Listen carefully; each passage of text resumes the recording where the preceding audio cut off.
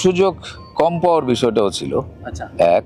আর ২ number ছিল যে অনেক কাজের অফার পেতাম, কিন্তু মনে হতো যে এটা কেন করব বা এটা করব না, ভালো লাগছে না। আমি স্ক্রিপ্ট বা পাণ্ডুলিপির কথাও বলছি, কিংবা আমাকে যে ক্যারেক্টারটা দেওয়া হলো আমার মনে হলো না এটা যে কেউ করতে পারে, ওয়াই মি। সো এইভাবে অনেক কাজ আসলে করা হয়নি।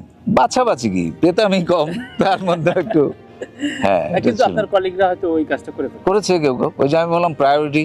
শিল্পী জীবনে কি রিগ্রেট থাকতে হয় নাকি না ঠিকঠাক কোনটা হয় আসলে? শিল্পী জীবনটা কেমন? না, শিল্পীরাও তো একটা সাধারণ মানুষের মধ্যে মন নিয়ে বসবাস না, করে না। এই যে যারা একটু বেশি বেশি যায় আর কি, এইভাবে বলবো, আচ্ছা মানে এটা খুবই ভুল মোহ, কিন্তু ধরনের মোহ, রংলি মোহ তো থাকবেই।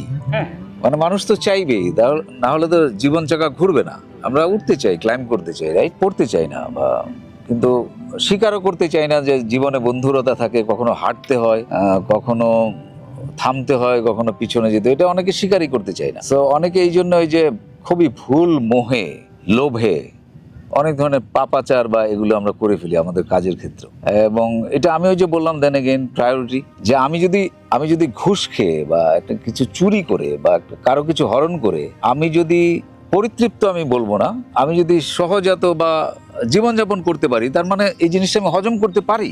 কিন্তু তানভীর, আমি তো বিশ্বাস করি যে আমি যদি আপনার কিছু একটা জিনিস নেই আপনার অজান্তে, এটা আমি হজম করতে পারবো না, এটা বিস্ফোরা হয়ে দাঁড়াবে, আমার ঘুম আসবে না, আমি অসুস্থ হয়ে যাব মানসিকভাবে। সো এই ঘুষটা, এই টাকাটা, কিংবা যেই কাজটা আমার পাওয়ার বা করার কথা না, ওটা আমি জোর করে বা কায়দা করে করব, এটা তো করবোই না। এখন কেউ কায়দা কারণ চলে ইন্ডাস্ট্রিতে, চলে, ইন্ডাস্ট্রি না সব জায়গায় চলে, আমি শুধু ইন্ডাস্ট্রিকে আলাদাভাবে গালমন্দ করবো না, এটা সব জায়গায় দেদারসে চলছে আমাদের রাজনীতির অঙ্গন থেকে।